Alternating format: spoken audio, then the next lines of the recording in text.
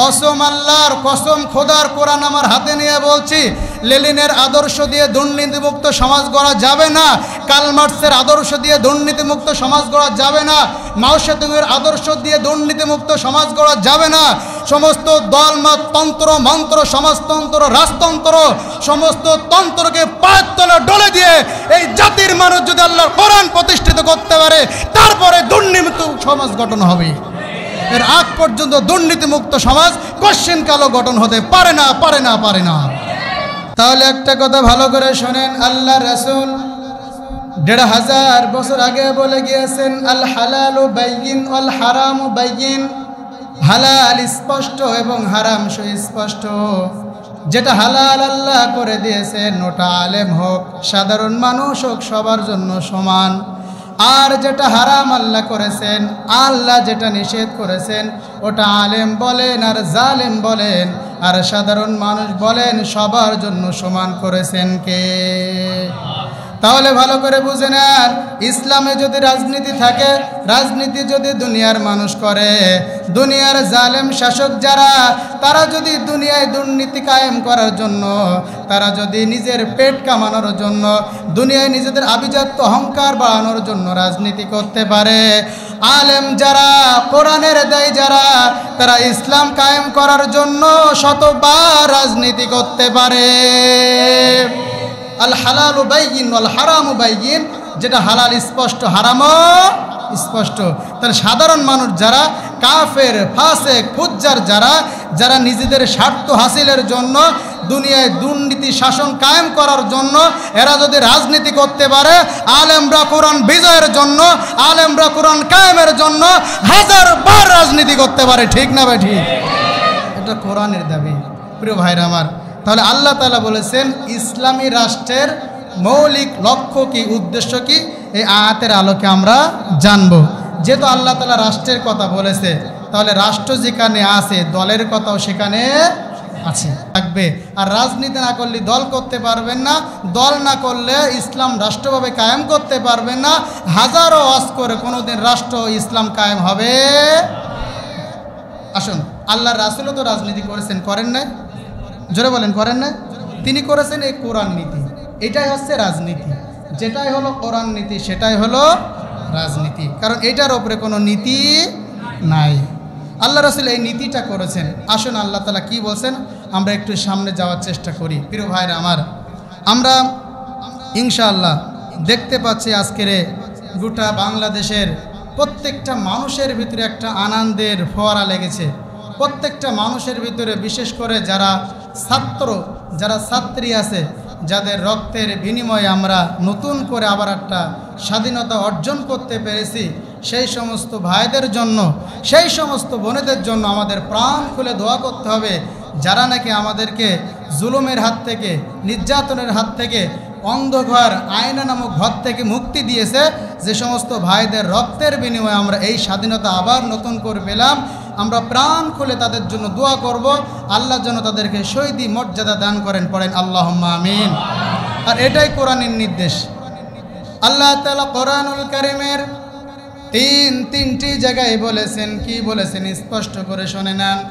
কোরআনুল কারীমের ২ নম্বর সূরা, সূরাতুল বাকারা ২ নম্বর পারার ৮ নম্বর পৃষ্ঠা ১৪ নম্বর লাইনে আল্লাহ তাআলা বলেন, ওয়াকাতিলুহুম হাত্তা লা তাকুনা ফিতনাতু ওয়া ইয়াকুনাদ-দীনু কুল্লুহু লিল্লাহ।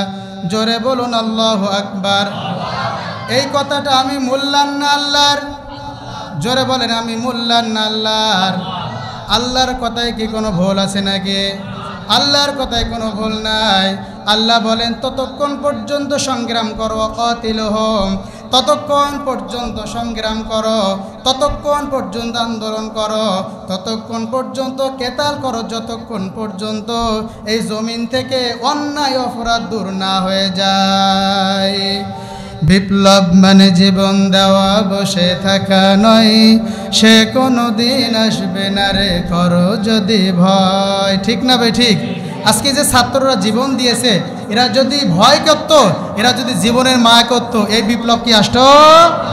বিপ্লব মানে জীবন দেওয়া বসে থাকা নয়, সে কোনো দিন আসবে না রে করো যদি ভয়। বিপ্লব মানে জীবন দেওয়া বসে থাকা নয়, সে কোনো দিন আসবে না রে করো যদি ভয়। আসবে বিজয় রক্ত আর জীবনের বিনিময়, আসবে বিজয় রক্ত আর জীবনের বিনিময়। বিপ্লব মানে জীবন দেওয়া বসে থাকা নয়, সে কোনো দিন আসবে না রে করো যদি ভয়। বিপ্লব মানে জীবন দেওয়া বসে থাকা নয়, লড়াইয়ের ওই ময়দানে যেতে তোমাকে হবে, প্রয়োজনে সব রক্তটুকু জমিনে ঢেলে দেবে। ঠিক না বে ঠিক?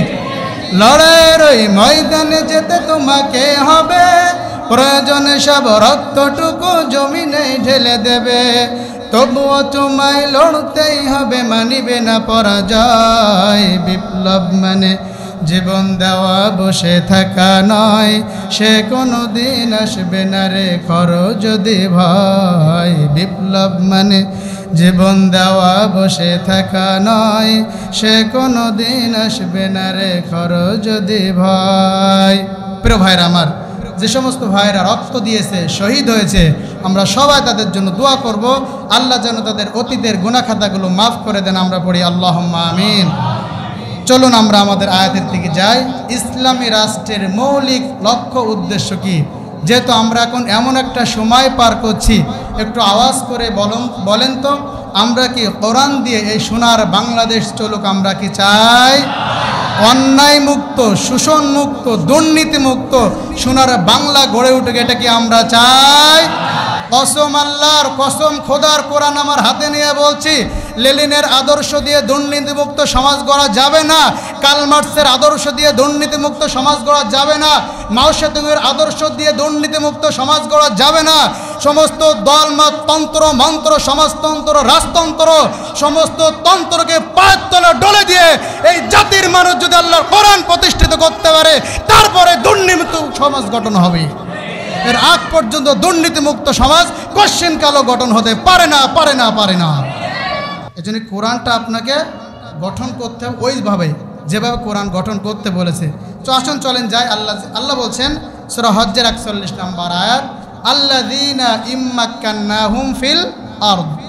আরদুন মানে জমিন, ফি মানে মধ্যে, মাক্কান্নাহুম মানে যাদেরকে আমি রাষ্ট্রীয় ক্ষমতা দান করি, আল্লাযীনা যারা আমার বান্দারা আছে, বান্দাদের ভিতর থেকে যাদেরকে আমি জমিনের ক্ষমতা দান করি, অর্থাৎ রাষ্ট্রীয় ক্ষমতা দান করি, তারা 4টা কাজ করবে। সবাই বলেন কয়টা কাজ? আরো জোরে, কয়টা কাজ? 4টা কাজ। এই 4টা কাজ হলো ইসলামী রাষ্ট্রের কাজ। যেহেতু আমরা মুসলিম, আমাদের দেশে যে সরকারই আসুক আর যে সরকারই যাক, সবাই আমরা মুসলিম। ঠিক না ভাই? ঠিক। এখানে কেউ হিন্দু ক্ষমতা এখনো আসে নাই। তাহলে মুসলিম যারা কোরআনের বিরোধিতা করতে পারে না, তারা আওয়াজ করে বলেন ঠিক না ভাই? ঠিক। তো আলেমরা কোরআনের রাজ কায়েম করার জন্য চেষ্টা করে, এখানে তো মুসলিমদের চেষ্টা করা দরকার ছিল। কিন্তু দুর্ভাগ্যের বিষয় হলো এটাই, আমরা দেখেছি অনেক আদর্শ, আমরা দেখেছি অনেক কিছু, কিন্তু সমস্ত মানুষ, 300 মানুষের ভিতরে, 300 সিটের ভিতরে আমরা দেখেছি অধিকাংশ লোক মুসলিম। কিন্তু আল্লাহ তাআলা যে ইসলামী রাষ্ট্র কায়েমের জন্য 4টা কথা বলেছেন, কারোর মুখ দিয়ে এই কথা আমরা শুনতে পাই হাতে গোনা কয়েকজনের মুখে। কিন্তু আমরা অনেক সময় বলে ফেলি, ওখানে তো ইসলামিক মাইন্ডের লোকও আছে, তাহলে কেন ইসলামী রাষ্ট্র কায়েম হয় না? সংসদে একেবারে 300-র অর্ধেক লোকের বেশি যদি হাজয় যুক্ত হয়, সেটা কায়েম হয়ে যায়। আমরা দেখতে পাই হাজার শত 300 মানুষ সংসদের দায়িত্বে থাকে, সেখানে থেকে একবারও নামাজের বিল পাস করতে পারে না, রোজার বিল পাস করতে পারে না।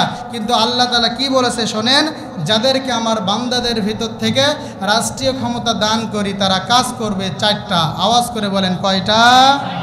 এবার বলেন, কোরআনের রাষ্ট্রের এই 4টা আইন কায়েম হোক, আমরা কি চাই? সবাই চাই? চাই। তাহলে এখন সময় এসেছে সৎ মানুষকে, যোগ্যতা সম্পন্ন মানুষকে আমাদেরকে সিলেক্টেড করে বাংলাদেশের সবচেয়ে উঁচু জায়গায় সংসদ ভবনে পাঠানো লাগবে। যদি পাঠাতে পারে, বিশ্বাস করেন কোরআন আমার হাতে, আমি কোরআন হাতে নিয়ে বলছি আল্লাহে বলছি, আল্লাহে বলছি, আল্লাহে বলছি। এখন যদি আপনারা সিদ্ধান্ত নিতে পারেন 300 জনকে, 300 জনের 200 জনকে যদি আপনি সৎ মানুষকে ওই জায়গায় পাঠাতে পারেন, কোরআনের এই 4টা হুকুম, কোরআনের এই 4টা দিন, কোরআনের 4টা বিভাগ আল্লাহ কায়েম করে দেবে ইনশাআল্লাহ। সেই সময় আমাদের এসেছে, সেই সুযোগ আমাদের এসেছে। আমরা নামাজ পড়ি, এটা যেমন আল্লাহর বিধান, আল্লাহর জমিন আল্লাহর দিন কায়েম করা ওটাও তেমন ফরজ বিধান, এটাও যেমন ফরজ ওটাও তেমন ফরজ। আসুন, আল্লাহ বলছেন আমার বান্দাদের ভিতর থেকে যারা নাকি রাষ্ট্র ক্ষমতা পাবে তারা 4 দফা সিস্টেম চালু করবে, 4 দফা আইন পাশ করবে, গোটা বাংলাদেশ রহমতের জোয়ারে ভাসতে থাকবে। আওয়াজ করে বলেন তো এই কথাটা কার? আল্লাহ বললেন 1 নাম্বার ইসলামী রাষ্ট্রের মৌলিক উদ্দেশ্য, 1 নাম্বার আকামুস সালাহ।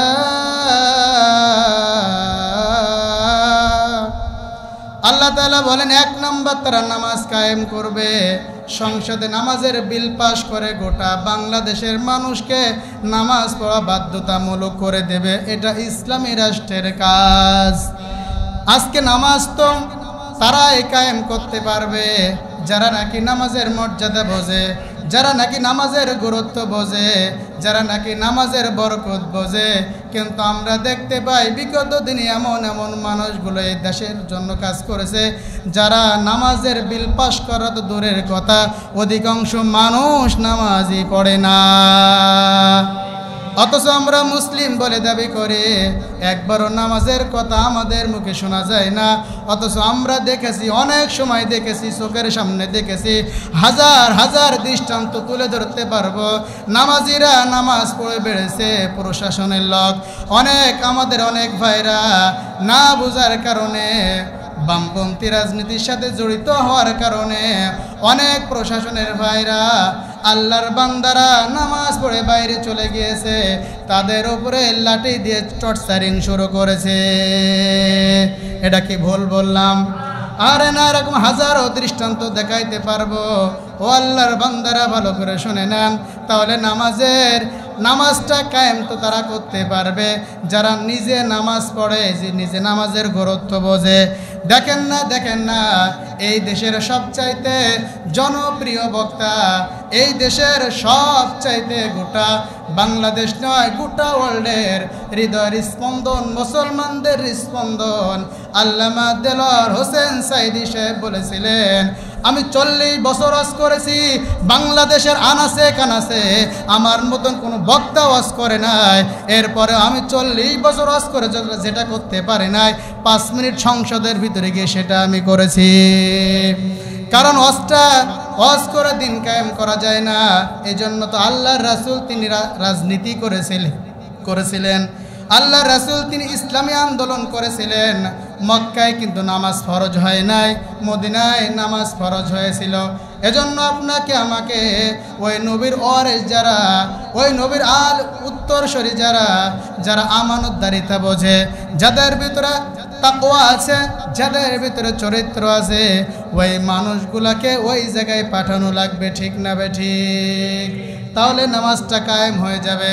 আমরা যারা ইসলামী আন্দোলন করতে চাই, যারা ইসলামী আন্দোলন আমরা করি অথবা নামাজ আমরা যারা পড়ি, আমরা কিন্তু সবাই চাই আল্লাহ তাআলা বলেন সিবগাতাল্লাহ ওয়া মান আহসানু মিনাল্লাহি সিবগাতাও ওয়া নাহনু লাহু আবিদুন। আল্লাহ বলেন তোমরা আল্লাহর রঙে রঙিন হয়ে যাও, আল্লাহর রং কতই না চমৎকার। ও আল্লাহর বান্দারা বলেন তো আল্লাহর রং কি? বলেন আল্লাহর রং কি? আল্লাহর কি কোনো রং আছে? বলেন। আল্লাহ বলেন সিবগাতাল্লাহ, তোমরা আল্লাহর রঙে রঙিন হও। আল্লাহর রং কি? আল্লাহর রং কি? এবার শোনেন, এই সমাজে প্রত্যেকটা পরতে যখন আল্লাহর বিধানগুলো চালু হয়ে যাবে, আপনি তখনই টের পাবেন আল্লাহর রংটা কি। ও ভাই, মিষ্টি কত স্বাদের জিনিস, রসগোল্লা কেমন মিষ্টি লাগে, কেমন স্বাদ লাগে, আপনার সামনে 2 ঘন্টা ওয়াজ করে বোঝাইতে পারবো না।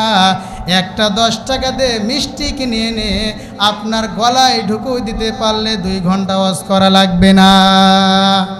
কোরআনে আল্লাহ নামাজের কথা ৮২ জায়গায় বলেছেন, রোজার কথা শুধুমাত্র ২-৩ জায়গায় বলেছেন, হজ্জের কথা ১ জায়গায় বলেছেন।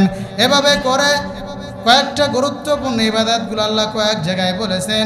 কিন্তু আল্লাহর জমিনে আল্লাহ দিন কায়েম করা লাগবে, কোরআন দিয়ে রাষ্ট্র পরিচালনা করা লাগবে, কোরআন দিয়ে রাষ্ট্র চলবে, কোরআন দিয়ে সংসদ ভবন চলবে, কোরআন দিয়ে বঙ্গভবন চলবে, কোরআন দিয়ে গণভবন চলবে, কোরআন দিয়ে ব্যাংকগুলো চলবে, কোরআন দিয়ে সামরিক যে এগুলো প্রশাসন চলবে, কোরআন দিয়ে প্রত্যেকটা সেক্টরে কোরআন দিয়ে চলবে।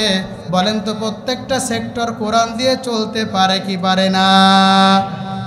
আরো জোরে বলেন, পারে কি পারে না? যদি না পারে আল্লাহর কোরআনের একটা আয়াত মিথ্যা হয়ে যাবে। ইন্নাদ-দীনা ইনদাল্লাহিল ইসলাম, Islam is the complete and balance code of life. এই আয়াতটা মিথ্যা হয়ে যাবে। আল্লাহ তাআলা বলেছেন ইসলাম পরিপূর্ণ জীবন বিধান। তাহলে যদি রাজনীতির ক্ষেত্রে কোরআন না চলতে পারে, এই আয়াতটা কি সত্য না মিথ্যা?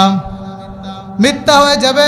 তার মানে ইসলাম যখন পূর্ণাঙ্গ জীবন বিধান, জীবনের প্রত্যেকটা সাইটে কোরআন চলে, ঠিক না বেঠিক? এজন্য আমাদেরকে সৎ মানুষদেরকে ওখানে পাঠাতে হবে, যারা আমানতদারিতা বোঝে, যাদের ব্রেন্ট আছে, যারা নাকি ওইখানে গিয়ে কোরআনের বিল পাস করতে পারবে, এমন মানুষগুলাকে ওই জায়গায় পাঠানো লাগবে। নামাজ কায়েম হয়ে যাবে, আজান হয়ে যাবে, থানার ওসি থানার পুলিশদেরকে নিয়ে নামাজ পড়াবেন। মেম্বার সাহেব ওয়ার্ডের ভিতরে একটা মসজিদ থাকবে, ওই জাতীয় মসজিদে, ওই ওয়ার্ডের মসজিদে মেম্বার সাহেব নামাজ পড়াবে। ইউনিয়নের ভিতরে একটা বড় মসজিদ থাকবে, সেখানে চেয়ারম্যান নামাজ পড়াবে। ডিসি সাহেব, ডিসি তার এলাকার ভিতরে, তার অফিসের ভিতরে তার ফোর্সকে নিয়ে নামাজ পড়বে। অর্থাৎ প্রত্যেকটা জায়গায় প্রধান মানুষগুলা নামাজ পড়তে পারবে।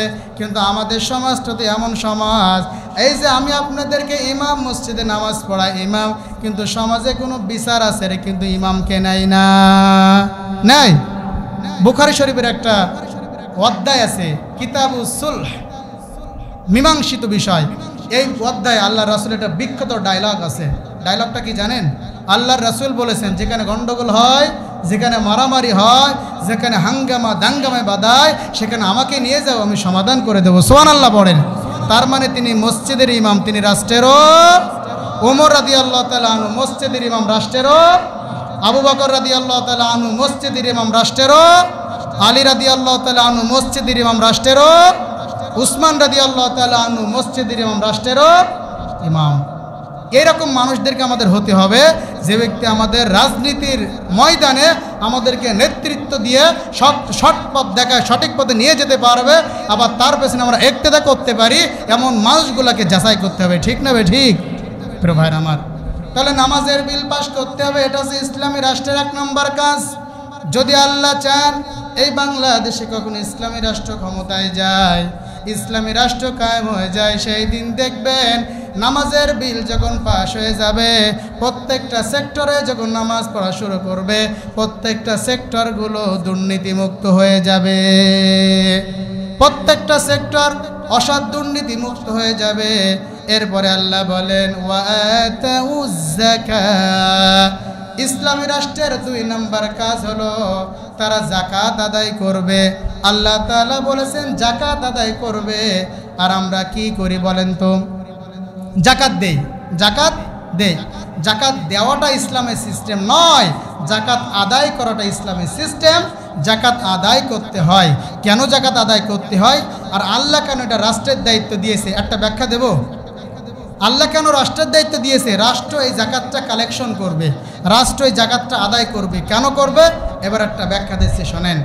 আমি যদি আপনাকে 20,000 টাকা দেই যে ভাই এটা তুই নিয়ে চল, নর্মালি আপনি যখন আমার সামনে চলে আসবেন, আপনি আমার সামনে নত হয়ে যাবেন, ঠিক না ঠিক? আমি যদি আপনাকে আমার যাকাতের টাকা 10,000 টাকা দেই, আপনার চিন্তা হবে যে হুজুর আমার 10,000 টাকা দিল, আমি হুজুরের সামনে গিয়ে কথা বলবো না, আমি ছোট ছোট থাকবো, মাথা নোয়ায় থাকবো। এটা বাস্তব কিনা বলেন? কিন্তু রাষ্ট্র যদি আদায় করে, কনগেট টাকা কোথায় যাচ্ছে, কার যাকাতের টাকা কে নিচ্ছে, এটা কারো জানার ক্ষমতা কারোর কাছে কারোর মাথা নত করা লাগবে না। কিন্তু ব্যক্তিগতভাবে কেউ যদি জাকাত দেয়, যাকে জাকাত দিল তাকে অনেক সময় মাথানত করতে হয়, কিন্তু রাষ্ট্রের মাল সবাই নেয়, রাষ্ট্রে সবাই টাকা দেয়, রাষ্ট্র জাকাত আদায় করবে, গরিবদেরকে দিয়ে দেবে, কোনো মানুষের কাছে কোনো মানুষের মাথানত করা লাগবে না। কারণ এই মাথাটা নত হবে কেবলমাত্র আল্লাহর সামনে, দুনিয়ার কোনো মানুষের সামনে মাথা নত করা জায়েজ নাই। এজন্য রাষ্ট্র জাকাতটা আদায় করবে। আমার এই দেশে সোনার বাংলায় এত পরিমাণে ধনী মানুষ আছে, এত পরিমাণে টাকাওয়ালা মানুষ আছে, যদি জাকাত আদায় করা যায় বিশ্বাস করেন 5 বছর লাগবে না, 2 বছরে বাংলাদেশে কোনো গরিব মানুষ খুঁজে পাওয়া যাবে না। এত পরিমাণে সম্পদওয়ালা মানুষ আছে, এত পরিমাণে টাকাওয়ালা মানুষ আছে, যদি কালেক্ট করে যোগ্য মানুষের হাতে দিয়ে যোগ্য মানুষকে প্রয়োগ করা যায় 2 বছর লাগবে না দারিদ্র্যমুক্ত বাংলাদেশ গড়তে, 2 বছর সময় লাগবে না। কিন্তু আমরা জাকাতও আদায় করি না, আমরা জাকাতের লুঙ্গি কিনি, জাকাতের শাড়ি কিনি। কথা বাস্তব না অবাস্তব? এটা ইসলামিক সিস্টেম নয়। তাহলে এটা আছে ইসলামী রাষ্ট্রের 2 নাম্বার কাজ, তারা জাকাত আদায় করবে। 3 নাম্বার ইসলামী রাষ্ট্রের কাজ ওয়াতাউ যাকাত ওয়া আমারু বিল মারুফ। রাষ্ট্রের 3 নাম্বার কাজ হলো সৎ কাজের আদেশ করা। আওয়াজ করে বলেন তো কি কাজের আদেশ করা? সৎ কাজের আদেশ করতে হবে। এটা কেন রাষ্ট্রের দায়িত্ব দিয়েছে আপনি ভালো করে বুঝেন। রাষ্ট্র থেকে যখন বলা হবে মদ খেতে পারবা না, রাষ্ট্র থেকে যখন বিধান করা হবে চুরি করতে পারবা না, রাষ্ট্র থেকে যখন বলা হবে জেনা করতে পারবা না, রাষ্ট্র থেকে যখন বলা হবে রাষ্ট্রের মাল খেতে পারবা না, সমস্ত সৎ কাজের আদেশগুলো যখন ওখান থেকে করে দেওয়া হবে, এই বাংলাদেশের কোনো জনগণের হিম্মত নাই অন্যায় করতে পারে। তারা মাদকাসক্ত হতে পারে, তারা জিনা ব্যভিচার করতে পারে, তারা দেশের মাল খাইতে পারে, দেশের টাকা বিদেশে পাচার করতে পারে, এইরকম সাহস কারোর বুকে হবে না। ঠিক না বে ঠিক? এজন্য আল্লাহ বলেছে ওয়া আমারু বিল মারুফ, এটা রাষ্ট্রের কাজ, সৎ কাজের আদেশ করবে। কথায় তো কথায় চলে আসে প্রিয় ভাইরা আমার, এই যে মাসটা চলছে আগস্ট মাস, আগস্ট মাসের 14 রাত, দিবাগত রাত, একটু আগে বললাম আল্লামা দেলাওয়ার হোসেন সাইদি জীবনে তাকে সচক্ষে, মানে জীবনে বেঁচে থাকাকালীন আমি সচক্ষে দেখি নাই। তার ওয়াজগুলো শুনতাম চট্টগ্রাম প্যারেড ময়দানের বিশাল বড় মাহফিল, কাবার ইমাম যে মাহফিলে আসতো, এত বড় মাহফিল, তিনি সৎ কাজের আদেশ কেমনভাবে রাষ্ট্র করবে আর রাষ্ট্র করলে কি হবে তিনি ব্যাখ্যা দিয়েছেন। ওই মানুষ আজকে দুনিয়া থেকে নাই, এই মাসের 14 তারিখে আল্লাহর কাছে চলে গিয়েছেন। আর এই জাতির ক্লান্তি লগ্নে তাকে দরকার ছিল, কিন্তু এমন একটা অবস্থা হয়ে গিয়েছে ওই মানুষটাকে বিভিন্ন ষড়যন্ত্র করে কাফের ফুজ্জার যারা, জালেম যারা, তারা বিভিন্ন কায়দায় ফুসলায় তাকে মেরেছে। দুনিয়ার কোনো মানুষ বিচার করবে না, আল্লাহর কাছে বিচার দিলাম আল্লাহ। কোরআনের পাখি যিনি 50টা বছর যিনি কোরআনে তাফসীর করেছেন, এই মানুষটাকে যারা নির্দোষভাবে হত্যা করেছে, আল্লাহ তোমার কাছে বিচার দিয়ে দিলাম। কোরআনের পাখি চলে গিয়েছেন, উনি সৎ কাজের আদেশ করার ব্যাপারে, কিন্তু উনি ওয়াজ করলে সৎ কাজ কায়েম হবে না, এই জন্য তিনি একটা ইসলামী দল বাছাই করে নিয়েছেন। সাইদি সাহেব একটা দল বাছাই করে নিয়েছেন। কেন নিয়েছেন এটা আপনাদের সবার জানা আছে। উনি কোন দল করতেন? উনি চলে গিয়েছেন কারণ উনি জানতেন যে কোনো ইসলামী দল রাষ্ট্রে গেলে ইসলাম চালাতে পারবে না, রাষ্ট্র চালাতে পারবে না। যে দলটা রাষ্ট্রে নিয়ে গেলে দেশ চালাতে পারবে, সেই দলে তিনি যোগ দিয়েছেন। তিনি আজকে আমাদের মাঝে নাই। আল্লামা সাইদি তুমি মরনি, শহীদ হয়েছ তুমি এটাই জানি, শহীদ হয়েছ তুমি এটাই জানি। ঠিক না বে ঠিক? আর আমার চোখ দিয়ে পানি এসেছে যেদিন উনি মারা গিয়েছে ফজরের সময়, আমি মোনাজাত করতে পারি নাই, আমার চোখ দিয়ে ভাড়ের মতো পানি পড়েছে। আমি গিয়েছিলাম পিরোজপুরের জমিনে তার জানাজায় অংশগ্রহণ করার জন্য। আরে মানুষ তারা কি ভালোবাসে, আপনি মুসলিম বাদ দেন, তার বিরুদ্ধে যিনি আদালতে সাক্ষ্য দিয়েছিল ওই ব্যক্তি তার জানাজায় এসেছিল, হিন্দুরা তার জন্য কেন্দ্রেছে। আমি দেখেছি তার জানাজায় লক্ষ লক্ষ মানুষ উপস্থিত হয়েছে। এই মানুষটা যদি শহীদ না হতো, এই মানুষটা আল্লাহর প্রিয় মানুষ না হলে এই মানুষটা জানাজায় এত মানুষ হতে পারে না। জোরে বলেন ঠিক না ভাই ঠিক? আল্লামা সাইদি তুমি মরনি, শহীদ হয়েছ তুমি এটাই জানি, শহীদ হয়েছ তুমি এটাই জানি। কারাগারে কাটালে 13টি বছর, বাতিল কেঁপেছে তোমায় দেখে থর থর, ঠিক না ভাই ঠিক? কারাগারে কাটালে 13টি বছর, বাতিল কেঁপেছে তোমায় দেখে থর থর। তুমি যে ছিলে মোদের নয়নমণি, শহীদ হয়েছ তুমি এটাই জানি, শহীদ হয়েছ তুমি এটাই জানি।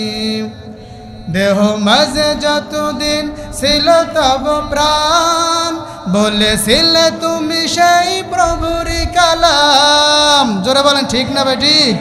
আজীবন মৃত্যুর আগ পর্যন্ত জেলখানায় বসে তিনি লিখার মাধ্যমে দিন প্রচার করে গিয়েছে।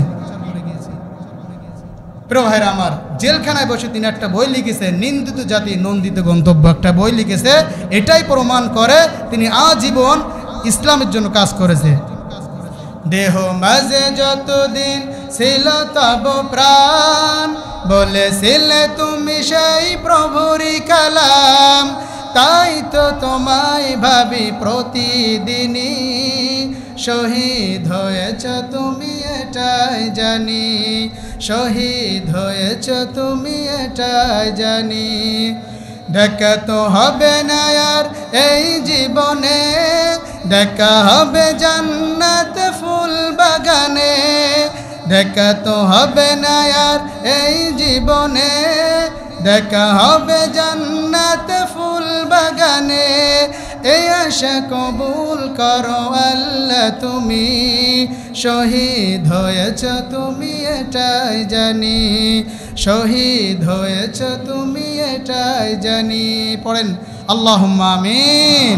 প্রিয় ভাইরা আমার, আল্লাহ তাআলা কোরআনে নিজেই বলেছেন, ফামা বাকাতা আলাইহিমুস সামাউ ওয়াল আরদ। এমন কিছু মানুষ মারা যায়, আসমানও কাঁদে না, জমিনও কাঁদে না।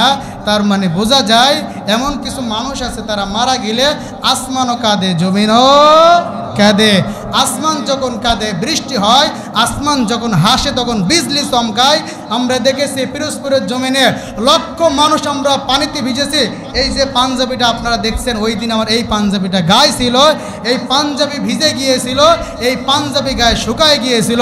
এমন বৃষ্টি হয়ে গেছে ওই মাঠটা পানিতে প্রায় 1 হাত বুড়ে গিয়েছে। ঢাকা শহর ভূমিকম্প দিয়ে উঠেছে। তার মানে বোঝা যায় উনি মারা গিয়েছে, উনি আল্লাহর ওলি ছিল, জীবন্ত ওলি ছিল। সাইদি সাহেব এমন একজন ব্যক্তি যিনি বাতিলের সামনে হক কথা বলতে তার বিন্দু পরিমাণে বুক কাঁপে না। প্রিয় ভাইরা আমার, এদেশে অনেক হুজুর দেখেছি যারা মানে বাতিলের সামনে গিয়ে হক কথা তুলে ধরা সেই সাহস তাদের কলিজায় হয় না। আমার এই সোনার বাংলায় যে সংসদ আছে, এই সংসদে যাওয়ার জন্য একটা স্পিকার থাকে, স্পিকারের সম্মানার্থে মাথা নিচু করে যাওয়া লাগে। সাইদি সাহেব প্রথম গিয়ে বলেছে, আমি প্রথম শিরকের দুর্গে আঘাত করেছি। আমি গিয়ে দেখেছি স্পিকারের সম্মানে মাথা নত করা লাগে, এটা তো সম্পূর্ণ শিরিক। কোনো মুসলমান আল্লাহ ছাড়া কারোর কাছে মাথা নত করতে পারে না। আমি প্রথমে গিয়েই এই শিরিকের বিরুদ্ধে আঘাত করেছি। আমি সংসদের নিয়ম অনুযায়ী সিস্টেমগুলো জেনে নিয়ে আমি বলেছি, আপনি স্পিকার, আপনার সম্মান আছে, আপনার মর্যাদা আছে, কিন্তু আমরা যা এসেছি আমাদের সম্মান আছে, মর্যাদা আছে। এই মাথা আপনার সামনে নত হতে পারে না, এই মাথা আল্লাহর সামনে নত হবে। সংসদের নিয়ম অনুযায়ী আমি বিল পাস করেছি, আল্লাহ তাআলা বিলকে কবুল করে নিয়েছে। বাংলার সংসদ আজীবন শিরক মুক্ত হয়ে গিয়েছে।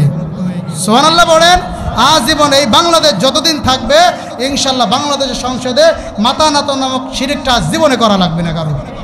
প্রিয় ভাইরা আমার, তাহলে একটা শিরিক বন্ধ হলো। এভাবে যদি হাজারো শিরিকের বিরুদ্ধে ওখান থেকে আইন পাশ হয়, এই মানুষ ইচ্ছায় অনিচ্ছায় সবাই মানতে বাধ্য। আমরা দেখেছি গত 15-16 বছর প্রশাসনের লোক কি পরিমাণে আলেমদেরকে মেরেছে, কি পরিমাণে আলেমদের উপরে জুলুম করেছে, নির্যাতন করেছে। কোনো অন্যায় নাই, কোনো অপরাধ নাই, ধরে নিয়ে চলে গেছে, হাজারো মামলা দিয়ে ভরে দিয়েছে। এটা কেন করেছে? উপরে চাপ আছে। ইনশাআল্লাহ রাষ্ট্রে যেদিন ইসলাম কায়েম হবে, যে সমস্ত আলেমদের বিরুদ্ধে, যে সমস্ত প্রশাসনের লোক আলেমদেরকে ঠটিয়েছে, এই সমস্ত প্রশাসন আবার তাদের বিরুদ্ধে ঘুরে দাঁড়াবে, তাদের বিরুদ্ধে ঘুরে দাঁড়াবে। কারণ এদেশে যারা প্রশাসনের দায়িত্ব পালন করে এরা মুসলমান মায়ের সন্তান, এরা ছোটোবেলায় আলিফ বাতা হলেও করেছে। আমি তো দেখেছি অনেক প্রশাসনের লোক বলে ভাই আমি এটা করতে চাইনি। আমি আমার ব্যক্তিগত কথা বলছি, রুদ্রপুর এক বিডিআরের সাথে কথা হচ্ছে, উনি একটা দোকানে বসে আমার সাথে আরবি গ্রামার ধরাধরি করছে। যখন আরবি গ্রামার ধরাধরি করছে আমার বলছে এটা কোন সিগা, এটা কোন বাহাস, হ্যাঁ এরপর এটা মুজাক্কার না মুয়ান্নাস, আরবি গ্রামার নিয়ে যখন কম বেশি আমরা কথা বলছি আমার কাছে প্রশ্ন করছে, আমি করছি। একটা পর্যায়ে আমার মনে প্রশ্ন এসে গেছে, ভাই আপনি করেন বিডিআর, আপনি আরবি গ্রামার কীভাবে জানেন? তখন বিডিআর বলেছে, ভাই আমি মাদ্রাসার লাইনে ফাজেল পাস, আমি মাদ্রাসার লাইনে ফাজেল পাস, এরপরে আমি আবার মাস্টার্স করেছি। আমরা আরবি জানি, আমরা কোরআন পারি, আমরা সবই বুঝি, কিন্তু আমাদের উপরের চাপ থাকার কারণে আমরা বৈষম্যমূলক কিছু কাজ করতে মাঝে মধ্যে হয়ে যায়।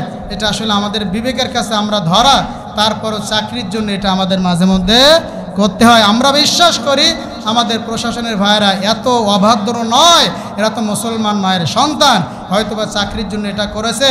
সময় যেদিন এসেছে ইনশাল্লাহ এরা একদিন এখন ঘুরে দাঁড়াবে, এরা এখন ইসলামের পক্ষে কাজ করবে, ঠিক না ভাই? ঠিক। লাস্ট একটা কথা বলি, আপনারা দেখছেন এখন বাংলাদেশে আমাদের কোনো সরকার নাই। কোনো সরকার কি আছে? কোনো সরকার নাই। ছাত্র জনতা যারা এই দেশে স্বাধীনতা এনে দিয়েছে, আপনাকে বুঝতে হবে আমরা স্বাধীনতা আনিনি। কর্মজীবী, শ্রমজীবী, শিক্ষকজীবী এরা আন্দোলন এরা আছে, এই স্বাধীনতা আনেনি, এনেছে ছাত্র দল, ছাত্র জনতা, সমস্ত শ্রেণীর ছাত্র এর সাথে জড়িত আছে, তাদের রক্তের বিনিময়ে এই আমরা আবার একটা স্বাধীন হলাম। তো এই যে ছাত্ররা করেছে, আজকে ছাত্ররা রাস্তায় রাস্তায় ট্রাফিকের দায়িত্ব পালন করছে না, এটাকে আপনারা মিডিয়ায় দেখছেন না? কারণ প্রশাসন লোক একটা অধিকাংশ খুঁজে পাওয়া যাচ্ছে না। ছাত্ররা নিজের দায়িত্ব নিয়ে না খেয়ে না ঘুমিয়ে তারা ট্রাফিকের দায়িত্ব পালন করছে, এমনকি হিন্দু মন্দিরে পাহারা দিচ্ছে। তো একটা কথা আপনাদেরকে লাস্টে জানাই দিতে চাই, ভাই মারের বদলে মার নিয়ে কখনো জয় করা যায় নাই। আমিরে জামাত, বাংলাদেশ জামাত ইসলামের আমির ডাক্তার শফিকুর রহমান উনি বলেছেন, কখনো অন্যায়ের প্রতিবাদ, মারির প্রতিবাদ, প্রতিশোধ সেটা দিয়ে নিলে এটা কল্যাণ নাই, ক্ষমা করে দেওয়াটাই কল্যাণ। ভালো করে বুঝেন, যারা জুলুম করেছে, নির্যাতন করেছে, নিষ্পেষণ করেছে, ওরা যেমন বিদায় হয়েছে, ফেরাউন, নমরুদ, সাদ্দাত এরা যেমন বিদায় হয়েছে, আজও যারা জুলুম করবে এরাও যে টিকতে পারবে না, বড় দৃষ্টান্ত তার 5ই আগস্ট, ঠিক না বেঠিক? তাহলে আমাদেরকে বুঝতে হবে, আমরা যদি একই অবস্থায় জুলুম নির্যাতন করি আমাদেরকেও আল্লাহ সময় লাগবে না। এজন্য আমি আপনাদেরকে বলছি, আমার কাছে একটা মেসেজ এসেছে যে সবাইকে বলছি, আমি সহ সবাইকে বলছি, যেটা গেছে তো গেছে, আজকে থেকে আপনারা কেউ, বিশেষ করে সংখ্যালঘু যারা, হিন্দু যারা, তারা কিন্তু আমাদের দেশের মানুষ, তারা আমাদের কাছে আমানত, তারা আমাদের জিম্মাদারি, তাদের জন্য কোনো বাড়ি গাড়ির কোনো মানুষের ক্ষতি না হয়, তাদের নিরাপত্তা আমাদের দিতে হবে, তাদেরকে তাদের বাড়ি ঘর আমাদের পাহারা দিতে হবে, তাদের জন্য কোনো ক্ষতি না হয়। এছাড়া বাংলাদেশের যারা এখন যাদেরকে আঘাত করা হচ্ছে, জুলুম নির্যাতন করা হচ্ছে, বলেছে সরকার বলে দিয়েছে, ভালো করে বোঝেন, প্রধানমন্ত্রীরা সরকার বলে এক না, প্রধানমন্ত্রীরা সরকার বলে এক না। সরকার বলে দিয়েছে এখন থেকে যারা কোনো মানুষের উপরে নির্যাতন করবে, জ্বালাবে, বাড়িঘরে আগুন দেবে, সংখ্যালঘুদের উপরে আঘাত করবে, এটা যদি কোনো প্রশাসনের লোক জানতে পারে, যদি উপরে খবর যায়, তাহলে আইনগত ব্যবস্থা নেওয়া হবে। সুন্দর কথা বলেছে। আসলে ইদফা বিল্লাতি হিয়া আহসান, মন্দের জবাব ভালো দিয়ে দিতে হয়। তারা বুঝে নাই জুলুম করেছে, তারা বুঝে নাই মেরেছে, তারা বুঝে নাই অনেক কিছু করেছে, অর্থ ক্ষতিগ্রস্ত করেছে। আমরা তো বুঝি, আমরা কেন সেটা করব? আমরা তাদেরকে মাফ করে দেই, আমরা তাদেরকে ক্ষমা করে দেই। ন্যায্য যে পাওনাটা আছে এটা ইনশাল্লাহ আইনের মাধ্যমে, সিস্টেমে আমরা বা আমাদের দায়িত্বশীলরা আদায় করে দেবে। কিন্তু তাকে মেরে, তাকে আঘাত করে, ক্ষতিগ্রস্ত করে, এই যে বিভিন্ন জায়গায় ঘর জ্বালিয়ে দিচ্ছে, বিল্ডিং জ্বালিয়ে দিচ্ছে, এটাকে আমাদের দেশের সম্পদ নষ্ট হচ্ছে না? এ তো আপনার ট্যাক্সের টাকা, আমার ট্যাক্সের টাকায় গড়ে ওঠা, আবার এই বিল্ডিং করতে হবে, অনেক খরচ।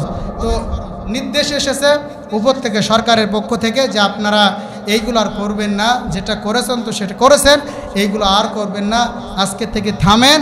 আমরা মারের বদলা মার দিয়ে দিতে চাই না, আমরা সবাইকে ক্ষমা করে দিতে চাই।